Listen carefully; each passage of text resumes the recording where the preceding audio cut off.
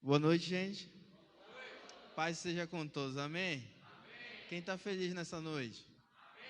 Glória a Deus. Eu queria chamar minha esposa aqui, a pastora Lília, apresentar a caneca, Vai falar um outro momento? Tá bom, então. É. Erro, falha na. Eu queria que você perguntasse para a pessoa que está atrás de você se está tudo bem. Interage aí, pessoal do lado. Se não estiver tudo bem, já ora por ela. Diz que Deus vai melhorar a situação. Deus é bom, Deus é fiel, Deus é verdadeiro. Amém? Gente, hoje eu estou com alguns convidados aqui. São meus amigos lá de Belém, o Paulo e o Neto.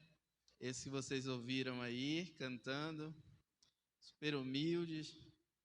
De vez em quando eles me dão a liberdade de falar algumas coisinhas que eu não gosto para eles. Mas os amo. Olha o nosso irmão Raílson está aqui também, da Igreja Vale de Itacaiunas, né? Está aqui o líder de jovens de lá. E é um prazer receber vocês aqui nessa noite especial. O texto que eu quero ler com você é Lucas do capítulo 18. Quem está animado para o Rejoque aí? Glória a Deus. Quem ainda não se inscreveu e quer se inscrever hoje aí? Tem alguém ou todo mundo já está inscrito aí? Glória a Deus. Uma benção. Incentive a sua célula. Ainda dá tempo. Hoje ainda estamos escrevendo. Ainda dá tempo. Lucas do capítulo 18, o verso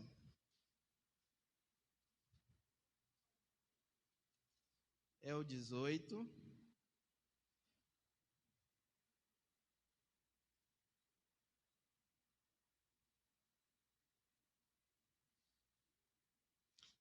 Vamos ler o verso 18 de Lucas capítulo 18. Podemos ler? O texto diz assim, em algumas traduções está um homem rico. Na minha está, certo líder judeu indagou-lhe, bom mestre, o que farei para herdar a vida eterna? Vamos fechar os nossos olhos. Pai, no nome de Jesus, fala conosco aquilo que o Senhor quer, não o que nós queremos. Abre o nosso coração nessa noite para receber tudo aquilo que o Senhor quer nos entregar, Pai. No nome de Jesus, amém. Pode se sentar, por gentileza. Mirinho está limpando o efeito especial da peça. Gente, hoje o tema, como todos sabem, Nova Vida, é uma história de todos que estão aqui, todos fazem parte da sua célula, que todos querem experimentar no mundo, mas nem todos têm a coragem de tomar a decisão para que isso possa acontecer. Nessa história que a gente acabou de ler, um jovem rico pergunta a Jesus: bom mestre, o que eu tenho que fazer para herdar a vida eterna?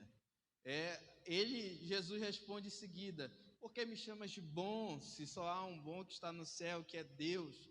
Aí ele vai perguntar: tu conheces os mandamentos? Olha os mandamentos, no versículo 20 de Lucas 18.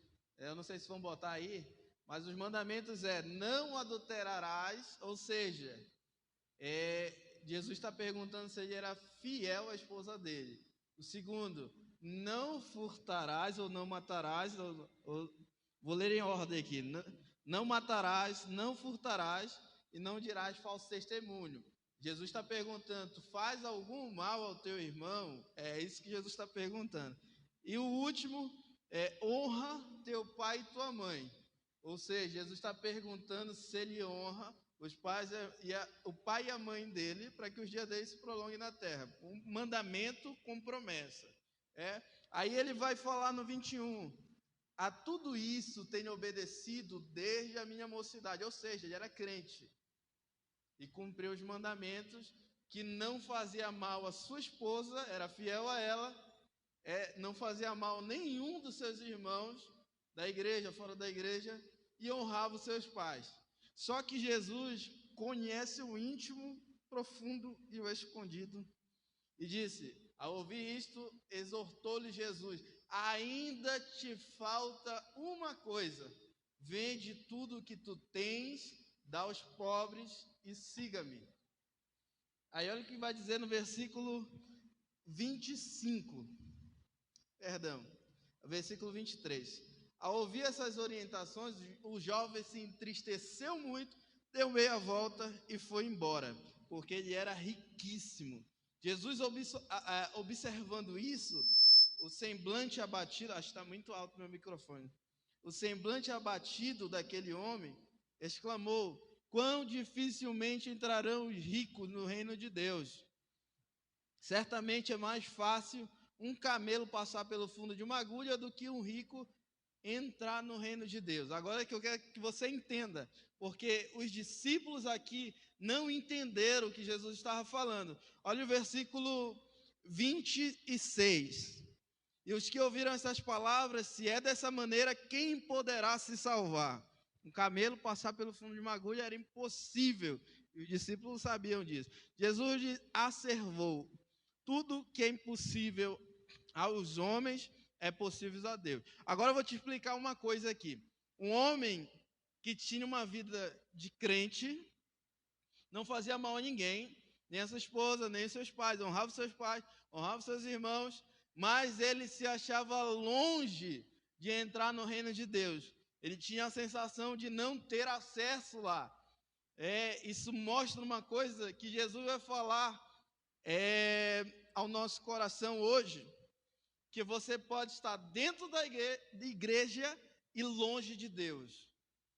Quando você está aqui com os seus objetivos, as suas vontades próprias, e não quer fazer o que Jesus pediu a esse rico homem, que renuncia tudo que tu tem, ou não torne um Deus isso que você tem, porque quando eu entendo que ele ficou triste, deu meia volta e saiu chorando, o dinheiro dele era senhor na vida dele e não era servo. Ou seja, olha o que acontece na nossa vida. O diabo torna o dinheiro um Deus na vida do ser humano. E Deus coloca o dinheiro como servo na vida do ser humano. É por isso que tem gente que recebe muito, que é para liberar muito na vida de outras pessoas. Quem está me entendendo? Só que a comparação que Jesus vai fazer, que deixa a cabeça dos discípulos confusa.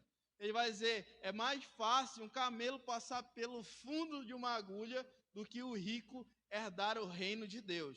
O que Jesus estava falando e os discípulos não entenderam é que naquele tempo existia um portão principal para entrar em Jerusalém e uma portinha bem no fundo, chamado fundo de uma agulha.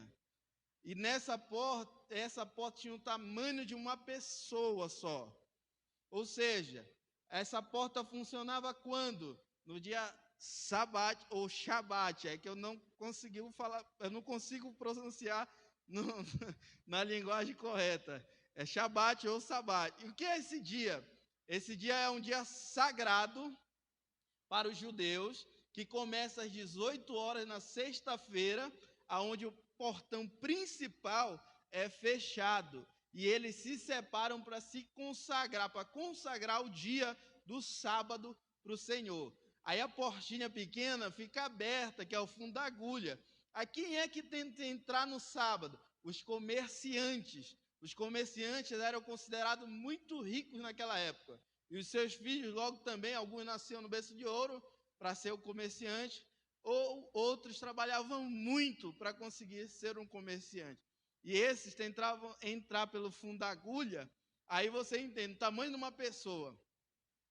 Para entrar, a história diz que era necessário descer do camelo, colocar o camelo de joelhos, vamos dizer assim, e empurrando ele sem a mercadoria. E depois passava a mercadoria e depois o comerciante passava. Agora olha aqui comigo que Jesus está falando para eles. A comparação é que esse homem, como eu já disse, tornava o dinheiro um Deus na sua vida e não servo. Por quê? Ele não fazia mal a ninguém, mas ele não tinha coragem de dar aquilo que ele tinha para outras pessoas, para benefício de outra pessoa. Ou seja, a vida dele era em volta dele mesmo, que diz que ele era muito rico. Aí Jesus vai dizer isso, que ele não, a comparação era como se ele não tivesse humildade para largar tudo que ele tinha como Deus, para seguir Jesus e servir ele como Senhor. Olha só, Lucas 9:23 diz: se alguém quiser vir após mim, negue-se a si mesmo todos os dias e esteja preparado para morrer, como eu vou morrer. Tem que negar as suas próprias vontades, tem que deixar aquilo que você torna muito grande na sua vida para trás e seguir Jesus de uma maneira que você não olhe para as coisas que ficaram para trás. Quem está entendendo até aqui? Amém ou amém? Isso é legal, sabe por quê? Jesus estava fazendo uma comparação com a cidade de Jerusalém, que para entrar nela, por essa portinha, você tinha que ter, no mínimo, humildade para entrar por lá, tinha que renunciar de uma forma severa. E isso traz para a nossa vida que nós devemos largar tudo aquilo que nos impede de servir ao Senhor. Ou seja, lugares que você gosta de ir, pessoas que você gosta de estar junto, mas frequentam ambientes que você sabe que são ilícitos, né? Propício para o pecado, vamos se dizer assim, e te levam para uma velha vida. Até mesmo personalidades fazem você ficar distante desse reino de Deus. Quando você não entende que não vai subir nada além, olha só, o corpo fica, como diz em Eclesiastes, o corpo volta para o pó como era, o espírito vai para Deus, a quem o deu. Então nós temos que entender que nada nessa terra tem que ser maior do que o nosso desejo de seguir ao Senhor e viver para Ele com todo o nosso ser. Amém? Só que isso na teoria é muito fácil. E na prática? Quando um amigo chama no dia do culto para dar uma volta.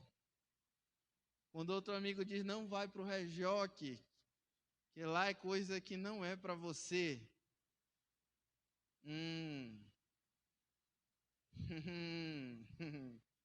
Ou quando outra pessoa diz para você, não vamos para a célula hoje, tem coisa melhor para fazer.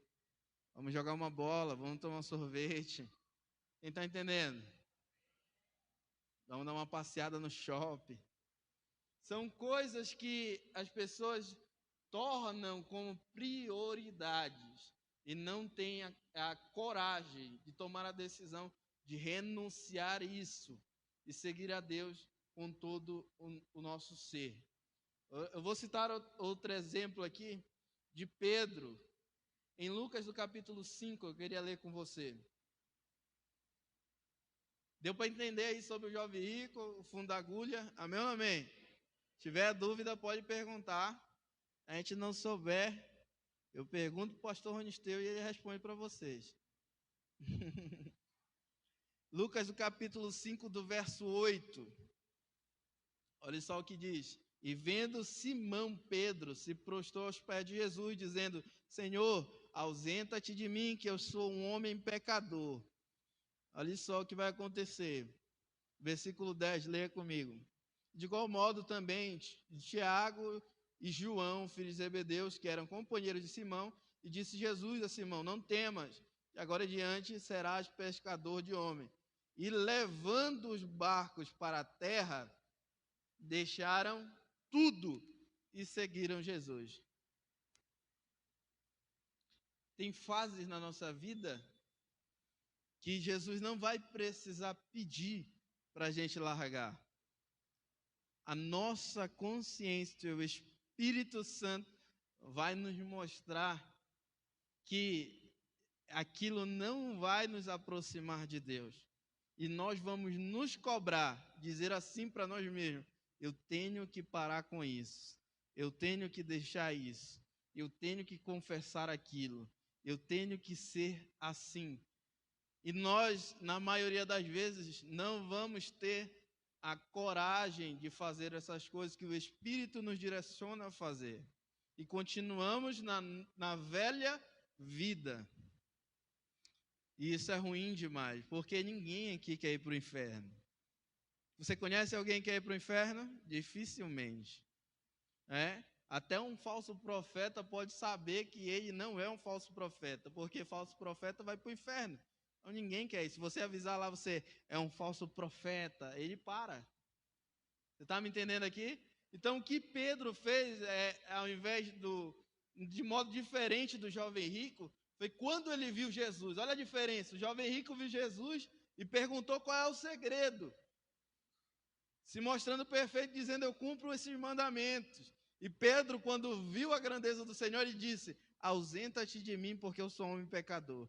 Ou seja, ele contemplou a santidade do Senhor, viu que Jesus era perfeito e poderoso, viu que Jesus era Senhor, e ele também viu quem ele era. Viu que ele era um falho pecador e necessitado da glória de Jesus. Isso todos nós somos, porque a Bíblia diz, todos pecaram e destituídos foram da glória de Deus. Todos carecemos da glória de Deus. O que nos torna diferente das demais pessoas do mundo? É a humildade de confessar o quão falhos nós somos e pedir ajuda para o Senhor. Só que na atualidade que nós vivemos, pessoas confundem graça com libertinagem. Por quê? Adoram Jesus com os lábios, mas o coração está longe dele. Choram na igreja, glorificam na igreja, mas quando saem daqui, vivem a mesma velha vida. Não renunciam, não honram pais, não têm coragem de abençoar ninguém quando Deus manda, não têm coragem de convidar ninguém para vir para a igreja, não têm coragem de fazer nada. Por quê? É simples. Não creem de verdade. Porque a partir do momento em que você crê em algo, você se esforça para viver de forma naquilo que você acredita, você se torna empenhado para viver aquilo que você acredita. Se você acredita muito que vai dar certo, jogos de azar na sua vida, que você aposta que você vai ganhar, aquilo você vai se esforçar muito para viver. Se você acredita em Jesus muito, você vai fazer o que o Pedro aprendeu. Porque toda vez que o Espírito revelava quem Jesus era para ele, automaticamente Jesus revelava quem ele era. Lembra de Mateus 16, do verso 18? Quando Jesus está conversando com os discípulos, ele está perguntando, quem estão dizendo que eu sou? Aí vão dizer alguns dos profetas antigos, Elias, Jeremias, João Batista, ou alguns dos profetas antigos. Aí Jesus vai perguntar, e quem vocês vão dizer que eu sou? E Pedro responde, tu és o Cristo, o Filho de Deus. Aí Jesus olha para ele e diz, tu és Pedro. Porque quando Jesus se revela para você, através do Espírito Santo, automaticamente é revelado quem você é. Jesus não falou só Pedro de uma forma por chamar o nome dele. Jesus estava dizendo que o significado do nome dele era pedra pequena. Tu és Pedro, e sobre essa pedra, apontou para ele a pedra angular, eu edificarei a minha igreja e as portas do inferno não prevalecerão contra ela. Eu te darei a chave do reino do céu. Tudo que tu ligar na terra será ligado no céu, tudo que tu desligar será desligado. Aí mais na frente, depois disso, Jesus vai dizer, eu vou para Jerusalém, vou padecer na mão dos escribas, dos anciões, dos principais sacerdotes, e lá eu vou ser crucificado e vou morrer. Aí Pedro se levanta de novo e diz, não convém que você passe por isso, Senhor. Eu já falei uma vez aqui, Pedro só fez o que a gente faria. Se você tem um amigo muito bom que diz que vai para um lugar e ele vai apanhar, você não vai deixar ele ir. Pedro só fez o que a gente faria. Jesus olhou para ele e falou o quê? Muito obrigado, meu amigo. Obrigado pelo livramento.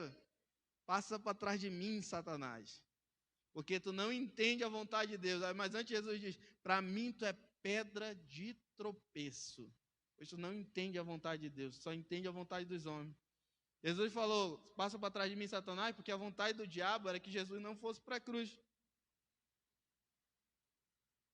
Que ele não morresse.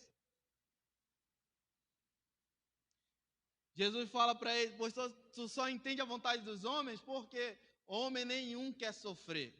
Homem nenhum quer passar por prova, por luta.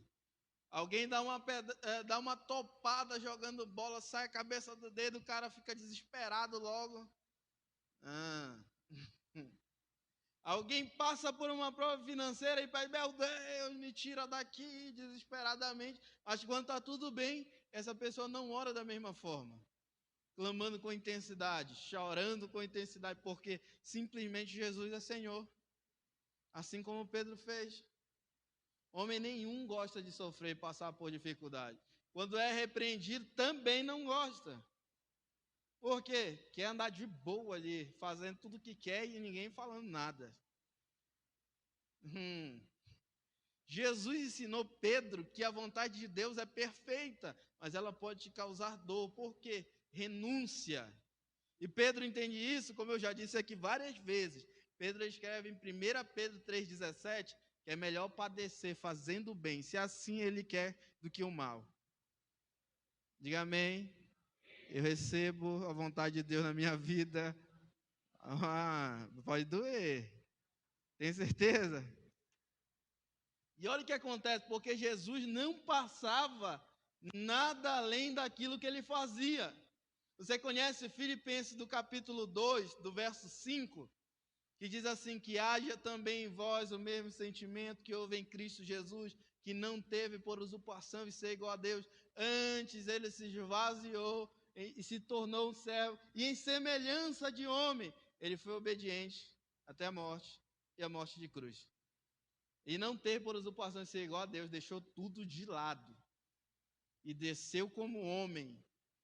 Homem é feito do barro, material desvalorizado, e ele foi obediente até a morte. Ele não foi obediente para ter uma vida com muito sorriso aqui, porque ele veio para chorar, e veio para orar, e veio para até jejuar e jejuou, foi para o deserto, foi tentado, e nas três, vamos dizer assim, as necessidades humanas, porque como a gente vive em um estado que é um país, vamos dizer assim, de várias religiões, uma das tentações foi religiosa, outra foi política, poder econômico, e essas tentações que ele passou, nós passamos também diariamente. Então, tudo que Jesus viveu foi para nos ensinar como homem que é possível.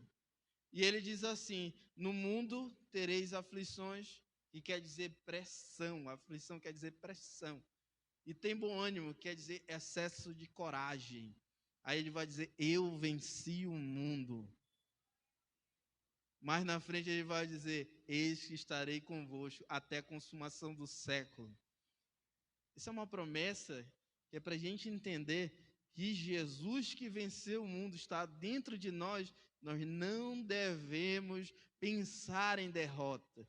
Se o homem que já venceu o mundo, a morte, pegou a chave da mão dela, destruiu tudo, está dentro de mim, o que devo temer? A dificuldade financeira, falta de saúde, porque a falta de saúde, se você sabe para onde você vai, até a morte é lucro, como Paulo dizia. E dizer que ele tinha dado a vida dele como perda. Então, como é que você quer ter uma nova vida se você é apegado ainda a essa vida velha? Não estou dizendo que você deve abandonar tudo, parar de trabalhar, parar de estudar, largar a tua família, sair igual sem rumo por aí, com uma mochila nas costas, sem comer. Não estou dizendo isso, estou dizendo que você pode levar uma nova vida lá no teu trabalho, lá na faculdade, lá na tua casa, lá no teu bairro, e pessoas vão olhar para você e vão dizer, verdadeiramente Jesus é conosco por causa da vida dele, porque o lugar que tu entrar será abençoado, com aonde tu tocar vai ser abençoado, tudo vai mudar. Eu estou forçando um pouco a voz, por causa de uma alergia que eu peguei de uma enfermidade aí que eu tive, então eu fico tossindo quando eu falo bem rápido. Olha só, Jesus, tirando isso, está tudo bem. Jesus quer que a gente largue a todos os sentimentos ruins para que a gente siga Ele. Ele nos ensina a perdoar, porque se não perdoarmos, não vamos ser perdoados pelo nosso Pai. Ele nos ensina a amar como nós nos amamos. Isso é para você entender que Deus nos ama tanto que resolveu nos perdoar, embora nós sejamos muito falhos, e Jesus escolheu nos perdoar. Você percebe isso? Analise sua vida por alguns segundos. Pense assim, cara, eu já fiz tanta besteira, e eu estou aqui na igreja, com a vida sendo moldada todos os dias. Jesus me perdoa, as pessoas me olham hoje e veem uma nova identidade em mim.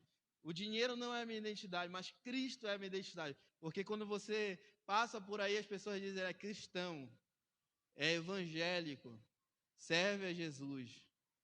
Então a sua identidade muda quando você está com Jesus. Mas você precisa, se você ainda não atingiu esse padrão de vida, você precisa largar tudo que te impede de viver com Ele. Isso é difícil, eu sei, mas não há nada mais doloroso do que perder a salvação por conta de coisas terrenas. Não há nada mais doloroso do que perder a salvação por uma falta de perdão que você não consegue liberar para quem te machucou. Não há nada mais doloroso perder a sua salvação do que trocar um namoro que leva à fornicação, que leva a fazer coisas erradas, bebedice. Não há nada mais doloroso você perder a sua salvação por coisas tão pequenas. Mas sabe o que é bom? Porque está escrito que onde abundou o pecado, superabundou a graça de Deus. Que o salário do pecado é a morte, mas o dom gratuito de Deus é a vida, e vida em abundância. Eu queria que você ficasse de pé nesse momento.